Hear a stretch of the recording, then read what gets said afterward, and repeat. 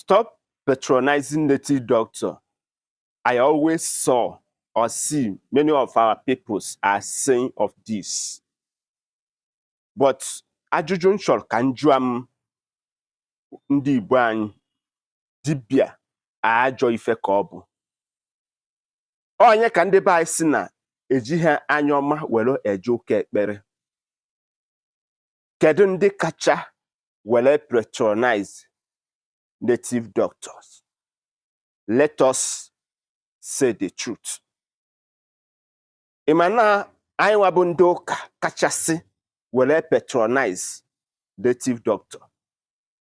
Wee na-ajụ dibịa ajọ ife ka ọ bụ.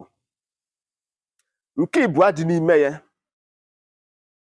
Kedu ka mmadụ ga-eji wee gaa be dibịa ka o mere ya ife dịwara ha iji wee zọọ ndụ ya, ma ọ bụ iji were chekwaba ngwuru ya, ma ọ bụ ife ọbụla ọ na-eme ka ọ gazie.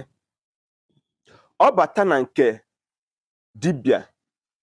dibịa mechara ya ife niile ọ ga-emere, ọ gaziere ya, ọ bịazie ka ọ bịa kene mmụọ mere ya ive, kenekwazie aka suru ya bụ ọgwụ.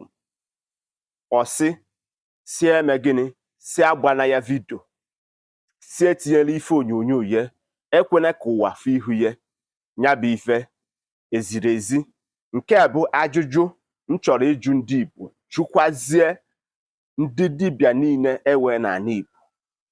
Nke ịbụọ dị n'ime ya, abatazie n'ụlọ ụka, ọ bụrụ efi, na-achọ ka ụwa niile gbaa ya ife nkiri, na-achọ ka ozi ya na-efegharị n'efere mba ụwa. Efu na ikpe mara onye eziokwu na aka azụ dị n'yanụ. Kedu ndị kachasị were patronize ndị dibịa? Anyị feta n'ụka, anyị edowe arụ na onweghị ihe anyị ma. Ekwute okwu ndị dibịa, ọ na-agba anyị agba na ntị, ọ na-arụ anyị afọ. Mana ngwa ngwa agbasara ụka, anyị eme gịnị? Anyị ejee na befe, jee line ya down, na-eche ka ọ pụta, ka o meere anyị nke, ka o meere anyị nke ọzọ. Asị ọkwọ na ụka enweghị ike nke ha nwere, mana ike dị na-agwaja. Ekere ọrụ eke. O nwere ndị si n'ụzọ ọdịnala were atọ ndị mmadụ agbụ. O nwere ndị si n'ụzọ ụka atọ ndị mmadụ agbụ. Onye akpọtọzine ife nwanne ya na-eme, onye ọ gaziri onye nwe mba. Maka ndị be anyị si na ebe beru ugo bere. Ụmụnne m ndị Igbo, ọ gwụsịa ka ọha n'onu. Nya bụ ozi nsị ka m weta gị n'ụtụtụ a. Ọ bụrụ na ọ bụ mbọsị mbụ ka ị na-afụ m, asị gị nnọọ, sonyere m ma gbasara m ozi m. Echefukwana isonye n'ife na-eme na my YouTube page.